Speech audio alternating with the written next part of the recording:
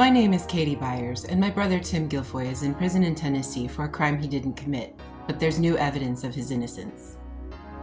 As I covered in parts 1 through 9, Tim was convicted in Nashville in 2011 of touching 2 girls and sentenced to 40 years in prison. This past January 2024, 12 years after the conviction, one of those girls came onto Facebook and admitted that the story told to the jury never happened. Please watch my other videos for more details.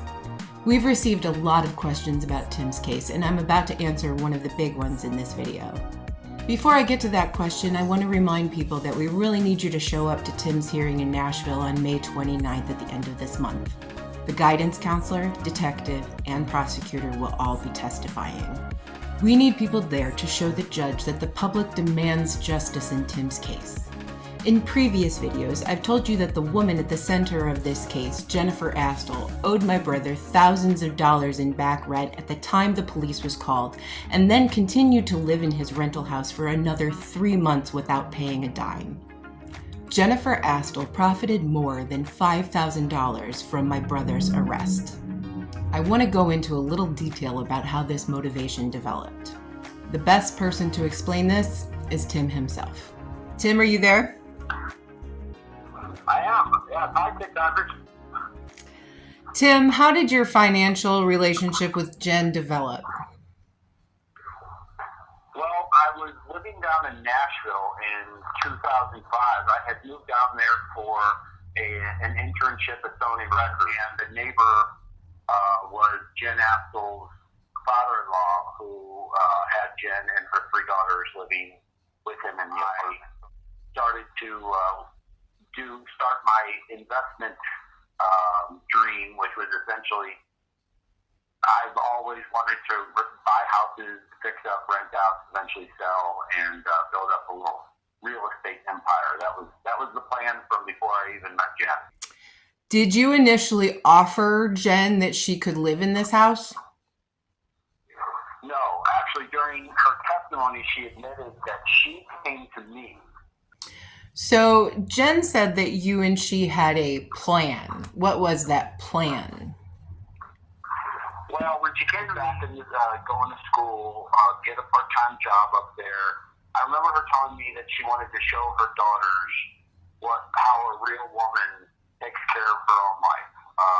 The prosecutor in your case has described Jen living in your house as a friendly arrangement. Did you just allow her to live in the house as a friendly arrangement? No, that's wrong. That's ridiculous. We signed a formal lease. That lease had proper signatures on it. I signed it. She signed it. I have a copy of it. It's in the court record at this point.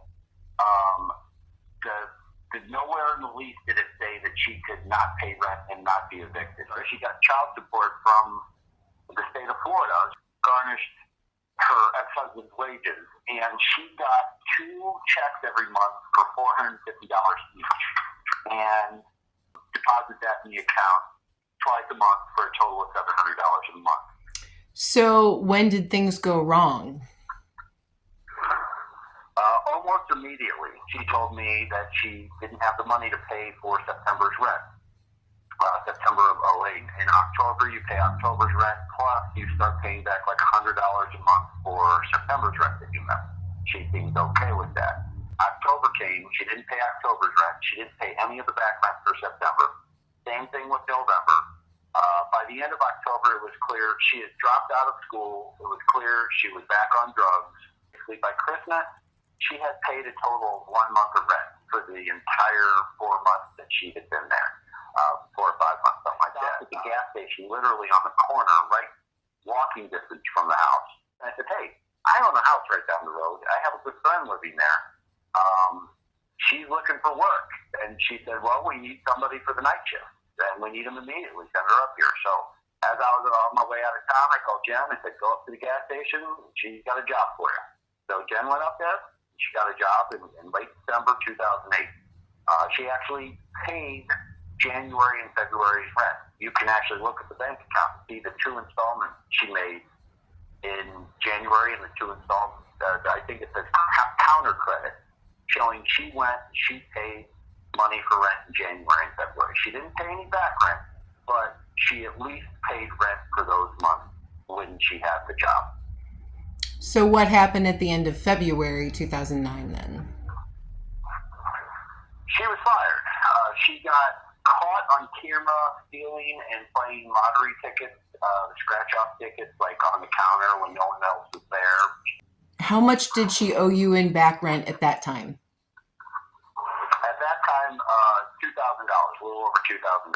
So what happened on March 6th of 2009? And I knew that she was going to receive her first of two child support payments for March, $450. And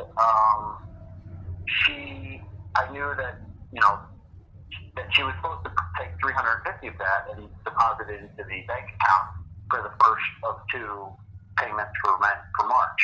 I looked at the bank account on March 6th, did not see the counter credit, and I called Jen and asked her if she was going to do that. And she said she had. And I said, well, do you have the deposit receipt? And she said, well, it's somewhere here, probably in my car or something. On March 9th, I actually went down to Clarksville. I was going down there anyway to finish up some construction on a room I was rehabbing. And when I got down there on March 9th, the first thing I did when I put my stuff down was ask her about the deposit receipt. She said she still hadn't found it.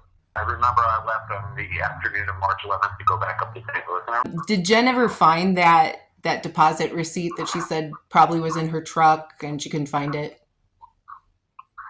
No, she did not. So I turned the computer a little bit to her, and I looked at her, and I said, Jen, did you find the deposit receipt?